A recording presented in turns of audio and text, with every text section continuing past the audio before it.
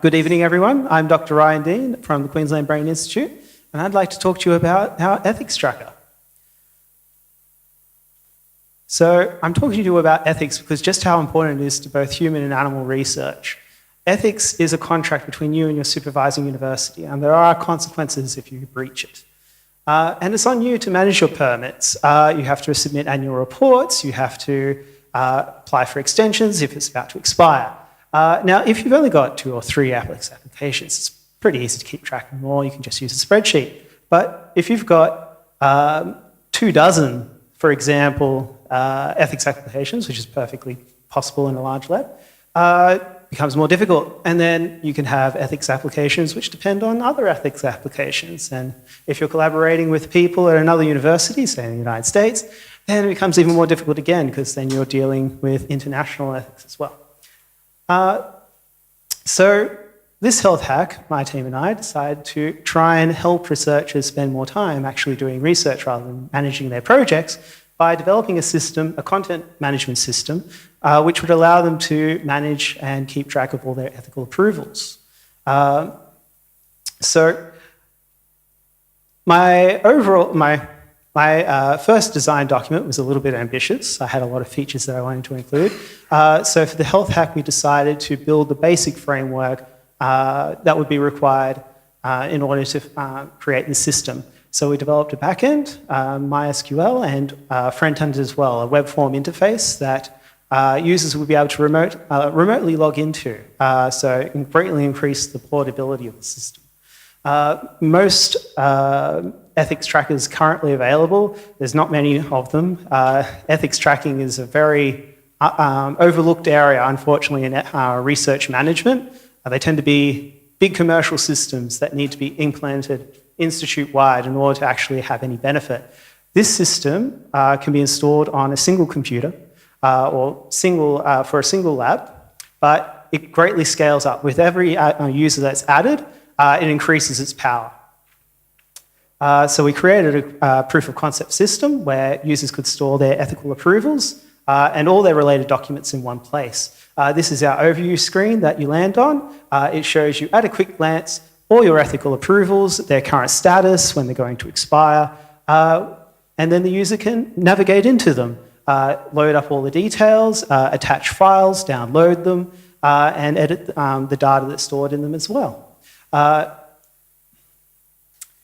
So if you're interested in seeing what we were able to achieve this weekend, I invite you to have a look at our GitHub, HealthHack AU 2018 Ethics Tracker.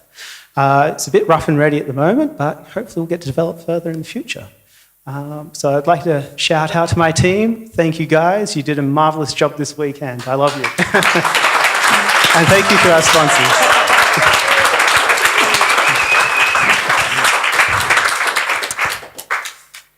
Love it.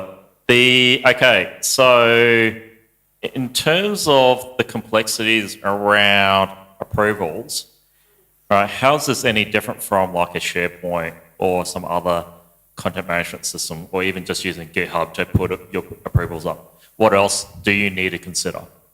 Well, it's ease of use, simplicity, robustness. This system, you have everything in one place, everything is self-contained. When you use multiple systems and increase that complexity, there's a higher chance of failure somewhere along the way. So, like I mentioned, most people are using simple spreadsheets rather than these large-scale integrated systems. So this is just an alternative for them, something, easy to use that anyone can grab. I would put it to you that the problem actually isn't in individual labs, it's the problem of the entire system, and actually it would be better to build something, and it's just recently been rolled out actually for Queensland Health, it's going around Australia now for human ethics. It's actually very similar to this, but the big problem to me seems to be not only that the individual doesn't know or track all of their own things, the ethics committee gets confused. And because we have so many ethics applications over the years, they get confused about which is which, and we use this, and then this, add this, and there's all these modifications that get added. So it's actually a much more complex problem than the one you've put forward. And we designed our own solution like that years ago, just to help track our own ethics. So I don't think that's a problem actually. Well, I quite agree that you need this, eventually we should aim for this full-scale integration. But that takes time, many, many years, and we kind of need an answer now. The longer we wait, the greater the chance that something's going to go wrong, and we don't want an ethics breach. So this is just, you could consider filling a need that we need for the immediate future. As I mentioned, it's greatly scalable. So though only one,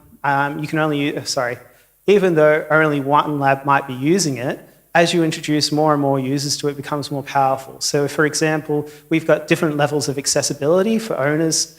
They can share that accessibility with others. For example, with the ethics committee. So they can log in, they'll be able to read, they won't be able to write or delete, but then they can see all the ethics records that this lab has on offer. And you can share that information with your collaborators as well.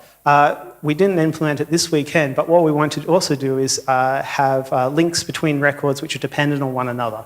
So that, for example, if one project closed or expired, it would automatically send out an alert to the users to say, hey, you need to get this resolved.